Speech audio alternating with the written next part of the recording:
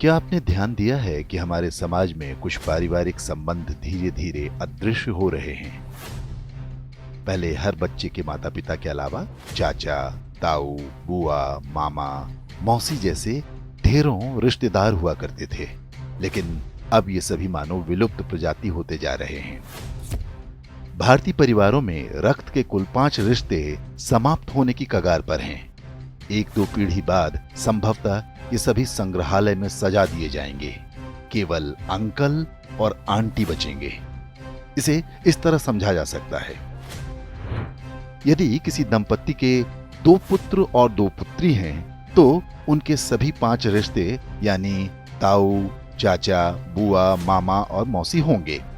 यदि 2 पुत्र हैं लेकिन पुत्री एक ही है, तो उनकी जो संतानें होंगी उनकी कोई मौसी नहीं होंगी।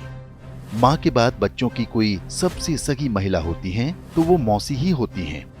यदि किसी के 1 पुत्र और 2 पुत्री हैं, तो चाचा और ताऊ के रिश्ते नहीं होंगे। यदि 1 बेटी और 1 बेटा है, तो उनकी संतानों का ना तो कोई चाचा होगा, न ताऊ, न मौसी।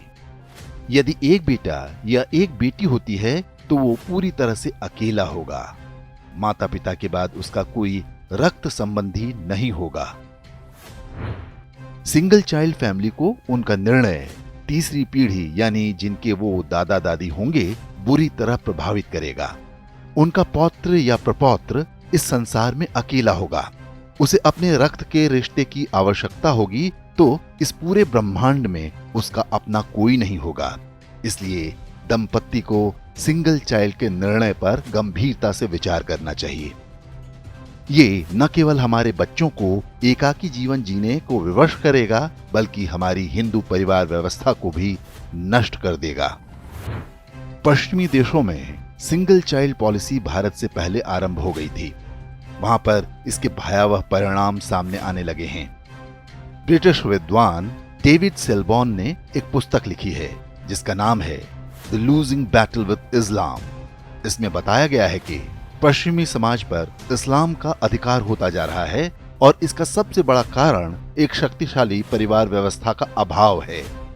यूरोपीय देशों में परिवार नाम की संस्था लगभग समाप्त हो चुकी है। लोग विवाह करना पसंद नहीं करते। समलैंगिकता, अवैध संबंध, लिव इन रिलेशन जैसी कुरीतियां सामान्य बात हैं। उन समाजों में ऐसे बच्चों की संख्या बढ़ती जा रही है जिन्हें नहीं पता होता कि उनके पिता कौन हैं। बूढ़े माता पिता को घर में रखने को कोई तैयार नहीं। ओल्ड एज होम में उनका बुढ़ापा बीतता है। यूरोपीय देशों में आज राजनीतिक दल परिवार को बचाने का वादा अपने चुनावी घोषणा पत्र में करने लगे हैं।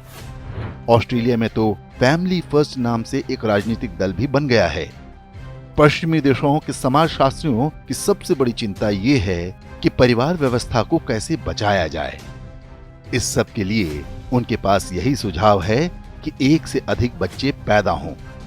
अब यही चुनौती भारतीय समाज के सामने भी खड़ी होने जा रही है। क्या हम समय रहते सतर्क हो पाएंगे या हमारे साथ भी वही होगा जो पश्चिमी देशों के साथ हो रहा है?